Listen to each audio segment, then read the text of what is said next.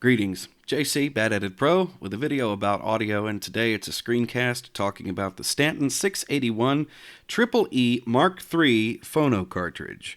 It's a bright and sunny Saturday morning here at the homestead, and I got a neighbor who's working on his motorcycle, and he's out there revving the engine, so if you can hear that in the background, that's what that is.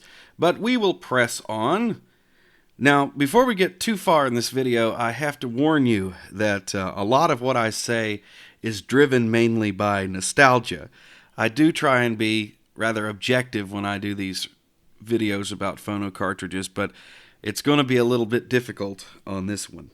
Some of you may remember this picture from a previous video that I did about a Pickering V15 phono cartridge. This is me in school many years ago. Working in front of two Technics SP25 turntables with Stanton cartridges on them. I believe that those cartridges are 680 SLs, but I'm not really sure. It's been a very long time ago. And the reason why I show this picture is to prove a point. If you take all of the time that I have ever spent in front of a turntable and you add it all up, I have spent more time working with Stanton cartridges than any other, simply because in the early part of my career I worked in radio stations where we were actually playing records on the radio directly.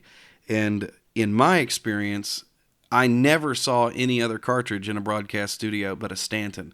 And that's 20 plus years of being in broadcasting. Now, in the last few years that I was in radio, I didn't see many turntables at all, but if I did come across one in a radio station, chances are it had a Stanton cartridge. This picture isn't the greatest quality, but it's one of the better pictures that I could find on the web of a Technics SP25 turntable. This one has a Microtrack 303 tone arm on it. The tone arm itself is made out of laminated wood, which brings the resonance pretty close to zero. These were very popular turntable setups in radio stations in the 70s and 80s, and I used a lot of Microtrack tone arms with Stanton cartridges in them. As a matter of fact, it's interesting to note that the way it worked was this. If you were going to install a turntable in a radio station or change a cartridge or anything like that, it was quite an experience. The engineers would come in with a test record and an oscilloscope and a bunch of tweakers, and they'd go to town to set the weight properly on a Microtrack tone arm. You have to have a tracking force gauge, and the way you actually change the weight is to add little weights to the head shell itself. So it was kind of a trial and error thing. Of course, since most radio stations use the same brand of cartridge in every studio, the engineer would figure out exactly how to set it up, and he could do it pretty quick. But once a tone arm was set up, whether it be a standard tone arm with a counterweight that could be adjusted on the back or one of these Microtracks, if you were ever caught messing with a tone arm's weight or the setup, first of all, they'd cut off your hand, and then they'd kill you, and then they'd recommend that you get fired, because that was an absolute no-no. You never, ever touch the turntables in a radio station once they were set up. Talking about the Microtrack tone arm made me think of this picture. This is Rob Wayne on the air at WGH Radio in 1974. WGH was licensed to both Newport News and Norfolk, Virginia. Still is, as a matter of fact. And they had studios near Newport News in Hampton and studios at the Military Circle Mall in Norfolk. And you used to be able to go to the mall and look in this big picture window, and there was the disc jockey. Poor Rob Wayne is working at Military Circle, and as you can see, he was wearing a tie because he knew he would be on display. Anyhow, he's got Microtrack tone arms on a set of Gates turntables here, and I know exactly where those turntables are today. They are in the attic at my mother's house. They were given to me many years ago. Unfortunately, when I got a hold of these Gates turntables, somebody had already liberated the Microtrack tone arms from them, and I was never able to do much with them because finding a Microtrack tone arm today is pretty close to impossible. Now that we've had that lovely jaunt down memory lane, let's actually get into talking about the Stanton 681 Mk III EEE cartridge. Here is mine on my turntable, and as you can see, I've used it enough in the last few days for it to collect a little bit of dust. I'm going to be brushing it off later. I didn't see the dust until I took the picture. But here it is, riding proudly upon a record, and I must admit that the audio performance on this cartridge is interesting, to say the least. Having not heard one live in many, many years, it was an interesting experience to set it up. There are some advantages to this cartridge, and there are some disadvantages, and we'll take a look at the specifications and talk about those. Here's a look at the specifications for the Stanton 681 EEE Mk III, according to the Needle Doctor website. First thing you'll notice is the frequency response up top, 20 to 22,000 cycles per second. It will do it, too.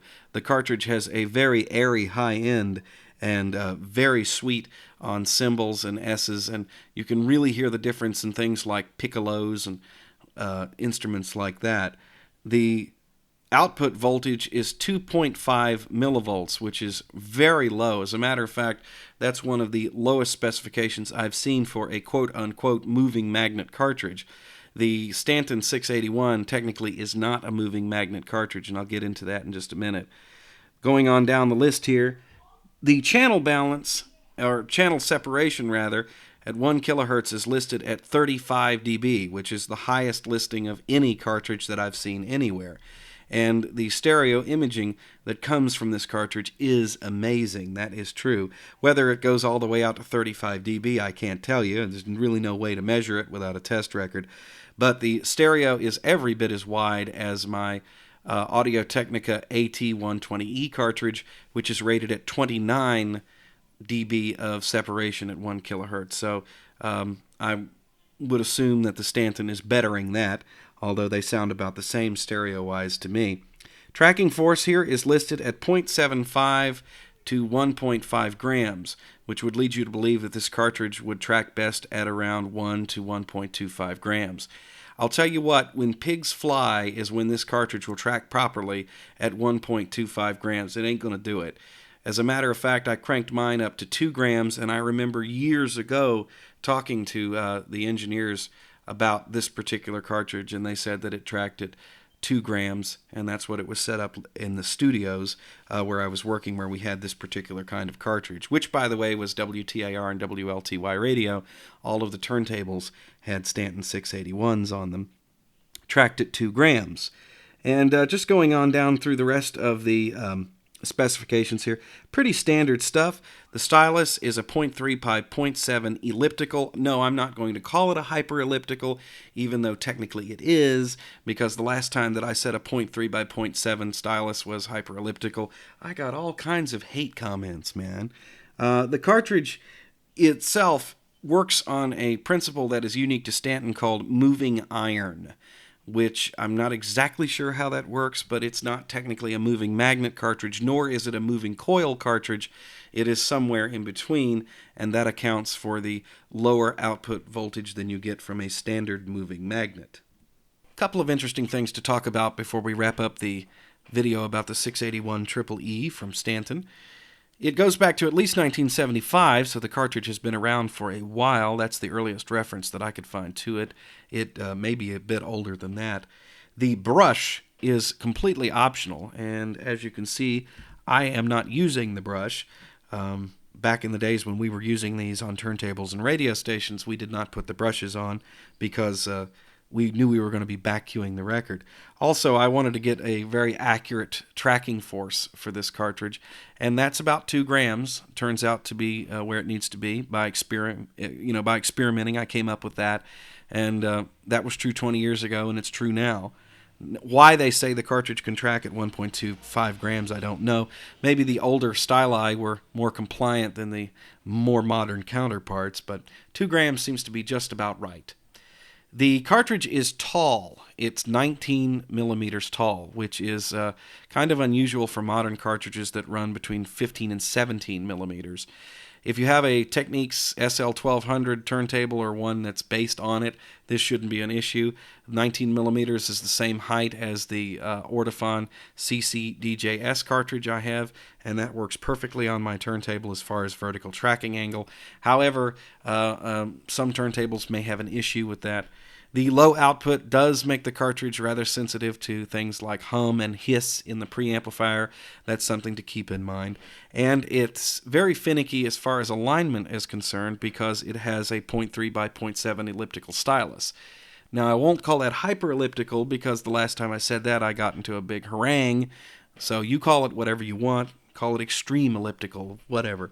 It still has to be aligned very closely to get it right. Now, if you do get it aligned, you're going to notice that things like sibilance and intergroove distortion are pretty much non-issues. The sound of the cartridge is very bright, but not overly bright. It just has a very airy high end.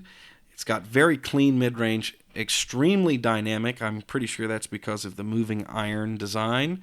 And the bass is there, but it is not overpowering. The flat response of the cartridge is probably one of the reasons that it was so popular in radio stations, and there's very little distortion. Now, my particular example is a little hot in the right channel. I'm not exactly sure whether that's the cartridge or the wiring or where that is, but compared to my other cartridges, it's about 2 dB heavy in the right channel. That's nothing that can't be compensated for with the balance control, though, and it may mellow out as the cartridge breaks in. I've only had it for about 3 days, and I've been doing a lot on the computer lately and not playing a lot of records, so this thing is nowhere near broken in, but it does sound really, really good.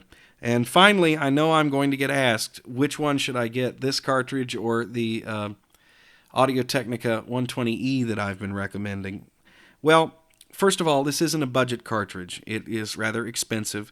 The street price is right around $150, and that's if you're lucky and you find somebody who's selling them for cheap. They go for a lot more in other places. So it's not what you considered a budget cartridge, whereas you can get the 120E for around $89 US, which is not bad. Now, the disadvantage to the 120E is the fact that the replacement stylus also costs $89. So once you wear out your first stylus, you're going to be looking at paying the price of the cartridge just to change it. The Stanton styluses run about $60 to $65 for this particular cartridge. So that's one of the economical upsides of the cart. The styli are relatively inexpensive. But truthfully, I'd say get the 120 because it's going to work on most modern turntables. And the 120 does tend to have a bit of a sweeter sound with a little bit more emphasis on the highs and the lows. So if you're looking for something with a big wide sound, it's great. The Stanton is very flat, and it's just very accurate cartridge. And with the low output on some preamps, it might be disappointing. So it's a bit of a risk. But if you run across one and you can meet all of the technical challenges, it certainly is a wonderful cartridge to listen to. Thanks for watching the video, JC, Bad Edit Pro, waving bye-bye.